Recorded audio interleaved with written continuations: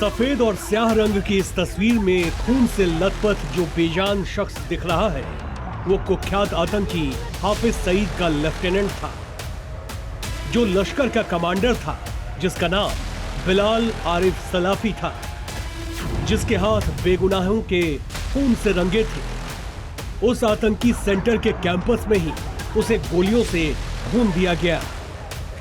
हमलावर ने पहले गोलियां दागी और फिर चाकू से गोदकर ये पक्का किया कि ये आतंकी दोबारा कभी न उठ सके। आतंकी बिलाल को उसी मरकज तैयबा में मारा गया जिसे भारतीय सेना ने ऑपरेशन सिंदूर के दौरान दहला दिया था। लश्कर का खूंखार कमांडर बिलाल आरिफ सलाफी भारत के मोस्ट वांटेड की लिस्ट में था। भारत के खिलाफ फिदाइन तैयारी की जिम्मेदारी इसी के पास थी। बिलाल की हत्या की खबर के बीच कब्जे वाले कश्मीर में मुनीर की नई साजिश का खुलासा हुआ है। आटे के बदले बारूद, मुनीर का सुसाइड प्लान, आतंक का एपिसेंटर बना पाकिस्तान। अपने सबसे बड़े आतंकी कमांडर के खात्मे और संगठन को लगे इस झटके के बाद पाकिस्तानी आर्मी चीफ जनरल असीम मुनीर ने एक और भयानक साजिश रची है।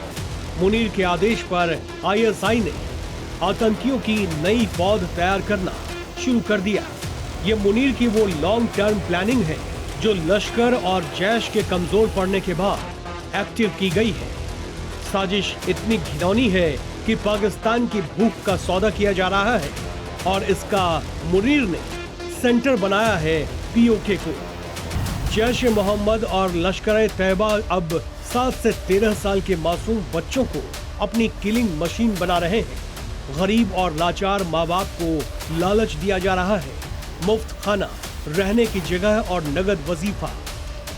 लेकिन इस मुफ्त की रोटी की कीमत है भारत के खिलाफ नफरत की घुट्टी।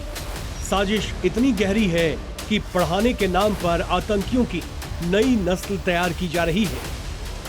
एक हमारा कश्मीर है जिसका वैभव लगातार बुलंदियों को छू रहा है और दूसरा वो कश्मीर जिसे पाकिस्तान ने पहले कब्जा किया, फिर उसे भूख और बदहाली की तरफ ढकेल दिया ताकि यहाँ के लोगों का इस्तेमाल पाकिस्तान भारत के खिलाफ कर सके। इसी का नतीजा है कि आज पूरी दुनिया देख रही है पाकिस्तान आतंक का एपी सेंटर बन चुका है।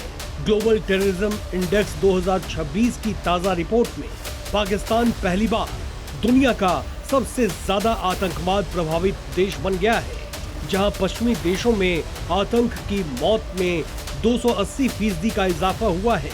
वहीं भारत ने अपनी जमीन पर इस खतरे को 43% तक घटा दिया है। इसी कामयाबी से पाकिस्तान बौखलाया हुआ है। उसे डर है कि भारत जिस तरह से अपने दुश्मनों को घर में घुसकर मार रहा है, उससे उसका वजूद ही मिट जाएगा। इसलिए अब उनके पूर्व राजनयिक भी टीवी पर बैठकर पागलों जैसी धमकियां देने लगे हैं।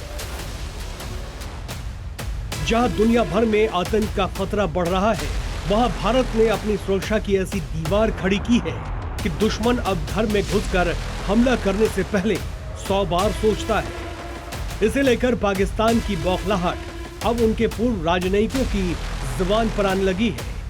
जब घर के अंदर मौत का तांडव चल रहा हो तो ध्यान भटकाने के लिए भारत को गीदड़ भभकी देना उनकी पुरानी आदत है।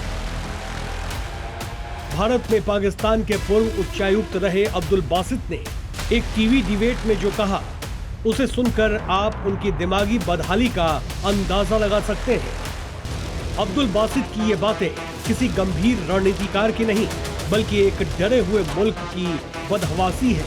उन्हें डर है कि अमेरिका उनके परमाणु हथियारों को तबाह कर देगा और इसका बदला वो हिंदुस्तान से लेने की बात कर रहे हैं। ये वही पाकिस्तान है जो एक तरफ बच्चों को किलिंग मशीन बना रहा है और दूसरी तरफ भारत को परमाणु हमले की धमकी दे रहा है। पाकिस्तान आज बारूद के उस ढेर पर बैठा है जिसे उसने खुद तैयार किया था। अब सवाल ये नहीं कि पाकिस्तान भारत का क्या बिगाड़ेगा, सवाल ये है कि क्या पाकिस्तान खुद को इस खुदकुशी वाले रास्ते से बचा पाएगा। ब्यूरो रिपोर्ट, जी मीडिया।